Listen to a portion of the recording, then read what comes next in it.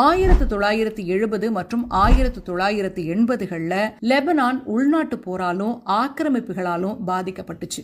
இந்த சூழ்நிலையில தான் ஒரு புது சக்தி உருவாச்சு. அதுதான் ஹிஸ்புல்லா. ஹிஸ்புல்லா அப்படின்னா கடவுளோட கட்சி அப்படின்னு பொருள். ஆரம்பத்துல இஸ்ரேலிய ஆக்கிரமிப்புக்கு எதிராக ஒரு தற்காப்பு படையா உருவான இந்த அமைப்பு நாளடைவுல லெபனானோட தவிர்க்க முடியாத சக்தியா மாறுச்சு. இன்னைக்கு ஹிஸ்புல்லா அப்படிங்கிறது ஒரு ராணுவம் மட்டும் இல்ல, அது ஒரு அரசியல் கட்சி, ஒரு சமூக அமைப்பு. இது லெபனானுக்குள்ள இருக்கிற ஒரு தனி அரசாங்கம் அப்படின்னே சொல்லலாம். வெளி உலகம் தான் இவங்கள தீவிரவாதிகள் அப்படின்னு சொல்லுதே தவிர லெபனானுக்குள்ள அவங்களுக்குன்னு ஒரு தனி பலம் இருக்கு. ஈரானோட பலமான ஆதரவோட செயல்படக்கூடிய இந்த அமைப்பு லெபனான் நாட்டோட தெற்கு பகுதியில மிகப்பெரிய செல்வாக்க வச்சிருக்கு. லெபனான் நாட்டோட அதிகாரப்பூர்வ ராணுவத்தை விடவும் நவீன ஆயுதங்களையும் ஏவுகணைகளையும் கொண்ட ஒரு அமைப்பா இது வளர்ந்து நிக்குது. இந்த வளர்ச்சியும் இஸ்ரேலோட இவங்களோட தீராத பகையும் தான் லெபனானோட இன்றைய நிலைக்கு ரொம்ப முக்கியமான காரணமா சொல்லப்படுது. அழகும் அமைதியும் நிறைந்த அந்த செடார் மரங்களோட தேசம்